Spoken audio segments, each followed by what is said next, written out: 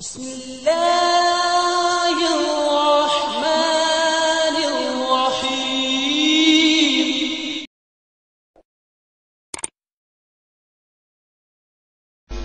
جی شرعی ضرورت ہے، اس کی وجہ یہ ہے کہ علماء اور مجتہدین کا زمانہ جب ختم ہوا تو اب ہم اور آپ میں تو وہ صلاحیت نہیں کہ قرآن اور حدیث کو سامنے رکھ کے مسائل کا استخراج کریں، نکالیں۔ لہذا ان علماء نے ساری زندگیاں اس پر لگائیں۔ اب ایک امام کی تقلید پوری دنیا میں یہ بہت ہی ضروری ہے اور اس کو علماء نے واجب لکھا۔ اور ہاں، اگر کسی آدمی میں اتنا علم ہو کہ خود سارے مسائل کو نکال لے، جس کو مجتہد کہتے ہیں، وہ دروازہ تو بند ہو گیا، اس لیے کہ ویسے اہل علم اب موجود ہی نہیں رہے تو وہ دروازہ بند ہو گیا۔ تو اب ہمیں کیا چاہیے کہ علماء کی تقلید کریں، اس لیے کہ ہم اور آپ جو ہیں وہ نہیں سمجھ سکتے۔ مثلا ایک حدیث سے کوئی مسئلہ ثابت ہوتا ہے تو آپ اس حدیث کو لے کے عمل کرنے لگ جائیں، ہمیں کیا معلوم کہ یہ حدیث منسوخ ہے، اس کے بعد کی حدیث یہ ہے۔ تو اب ہمارے آپ میں تو اتنا علم نہیں ہے کہ اس میں ہم وہ قائم کر سکیں کہ یہ اس میں کیا ہے اور اس میں کیا ہے، یہ صلاحیت ہم میں نہیں۔ یہ بالکل ایسی ہے کہ جیسے ایک آدمی کے پیٹ میں درد ہو، وہ سوچے کہ ڈاکٹر کو دکھائیں دے، یہ فیس الگ لے گا 500 روپے، ایکسرا کروائے گا اس کے 500 روپے لگیں گے، الٹرا ساؤنڈ کرائے گا تو 500-1000 لگیں گے۔ کون 4-5 ہزار کے چکر میں پڑے؟ میڈیکل اسٹور سے پوچھیں دے پیٹ کے درد کی کوئی گولی ہے؟ وہ کہے ہاں ہے، یہ کھا لو۔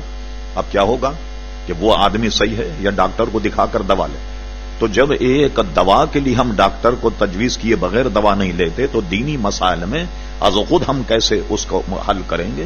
لہذا یہ دینی حکیم ہے، یہ جو مسئلہ بتائیں گے ان کے نزدیک مثلا زکوٰۃ کا مسئلہ ہو تو مجتہد کے ذہن میں پوری قرآن آیت ہوں گی، زکوٰۃ پوری حدیثوں کا ذخیرہ اس کے ذہن میں ہوگا، اور یہ بھی ہوگا کہ کون صحیح ہے، کون سی مرسل ہے، کون سی موضوع ہے، ساری چیزیں۔ پھر اس کے بعد کیا کرتے ہیں علماء مجتہدین؟ عمل دیکھتے ہیں، صحابہ کا عمل کس پہ رہا، پھر اس کے بعد تابعین کا عمل کس پہ رہا، علماء مجتہدین عمل کس پہ رہا۔ یہ ساری چیزوں کو سامنے رکھ کے وہ عزیزان گرامی فتویٰ دیتے ہیں۔ یہ ہمارے لیے انہوں نے ساری راہیں آسان کی ہیں، ورنہ ہم تو ہفتوں لگے رہیں تو ایک مسئلے کو بھی ہم نہیں اس کو طے کو پہنچ سکتے۔ ہم صرف یہ دیکھتے ہیں امام ابو حنیفہ نے کیا کہا، یہ اعتماد کریں۔ اب ہم امام ابو حنیفہ سے پوچھیں کون سی حدیث سے نکالا آپ نے، کیا ہے؟ یہ بالکل ایسا ہے، آپ کے سر میں درد ہے، ایسپورو لی، اب میڈیکل سے بھائی اس میں اجزائے ترکیبی کیا ہے، کائے سے بنی ہے ایسپورو، کبھی غور کرتے ہیں اب اس مسئلے پہ؟ آپ نے کھایا، سر کا درد ختم ہو گیا مسئلہ۔